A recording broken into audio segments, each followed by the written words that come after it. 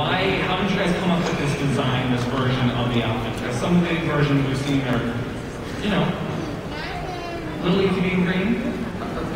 Well, it's actually very difficult. But we started with, first of all, we started with Colleen Atwood, who is a multi-time Oscar award-winning costume designer. So it was our incredibly good fortune to have her design a costume. Basically what we started with was, we said, start with a leather jacket and a hood. And it should be so grounded and realistic that if you were to walk down the street with just a leather jacket and the hood, no one would look twice. Well, then we started to enhance. But it's all in part of a philosophy, as you can see in the pilot, of grounded, real, you know, everything functional. One of the things we're always saying is that Oliver's not wearing a costume. He's wearing something that gives him a predatory advantage, that puts him back in the hunter mindset that he developed on the island. Everything is not about form, it's about function. And Katie, you're playing a character that I think everybody in the room knows is rooted in a very well-known female superhero in this world. True? Wonder Woman. I didn't know that. And, you know, clearly we're going to see the evolution of this character, and I think, Andrew, in the TV Guide Special Comic-Con issue, you mentioned how these characters, they will possibly evolve into what they are known for now. But Katie, are you prepared to possibly spend a lot of time in black fishnets? Who wants to see Katie kick butt?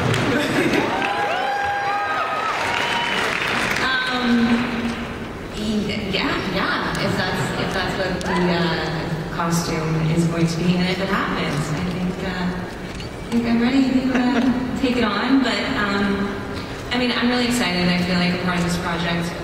You know, when I read it, this character really spoke to me, and the show, and obviously being in business with you guys was definitely a really main attraction for myself. So yes. And can you guys tell us how soon will we see Laurel become a woman of action? Andrew? Not as soon as you want, but a lot sooner than you'd think. Good answer. Right? You know what? Did it not? Oh, it will. It will. You will. It'll make perfect sense. Just remember the quote when you watch the episode. You go, oh wow, Andrew was right. Right. And Stephen, we need to just get this taken care of once and for all. This is the other question that we got all over online. The workout scene. Yeah. Okay. Right? Okay, is that actually CGI? Or are those actually your abs? No, that's me. No.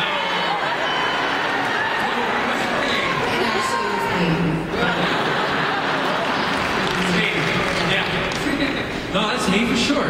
You know, the one thing when I was putting this scene together, the one thing I said to myself when we did that sequence, that he had actually been training and doing this for weeks before we got started, and I saw this in a training video, and I said, let's put this in the show.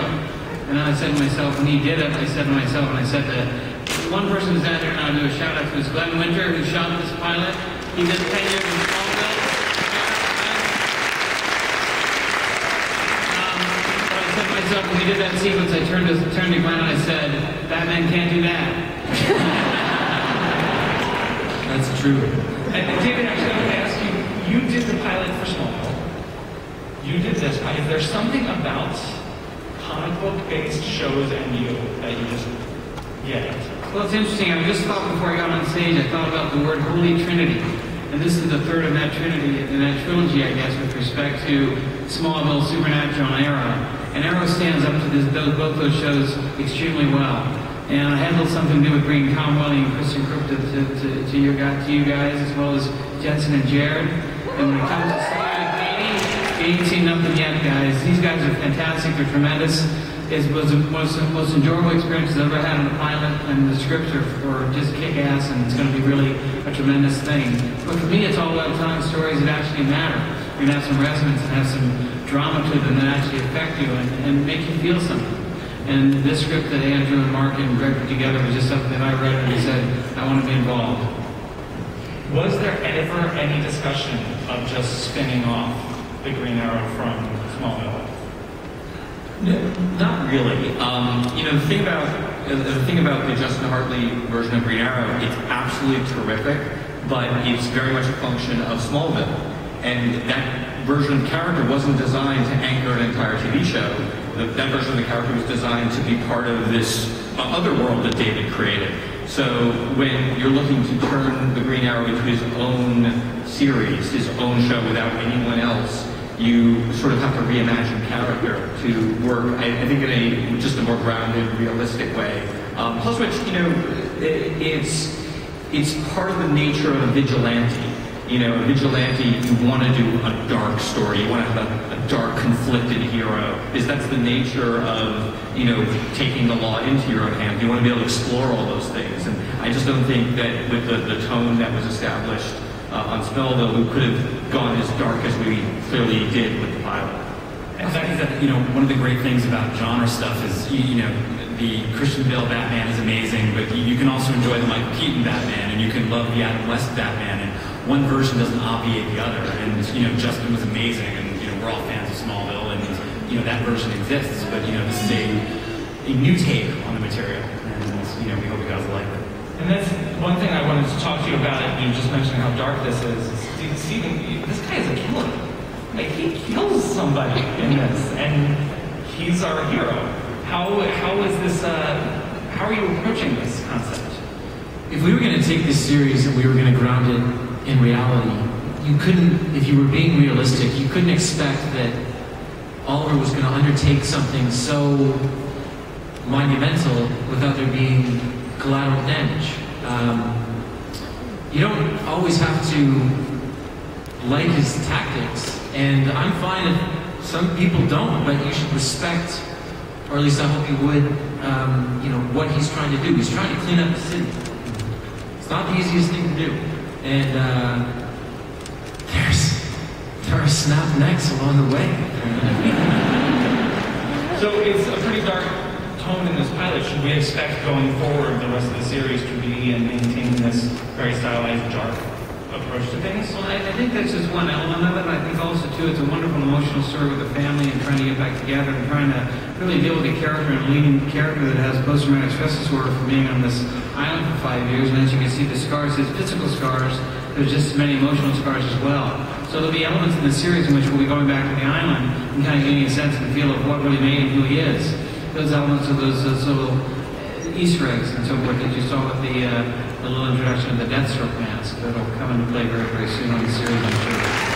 Yeah, and I have a question about that. So there's a display at the DC booth with the costume and the Deathstroke mask.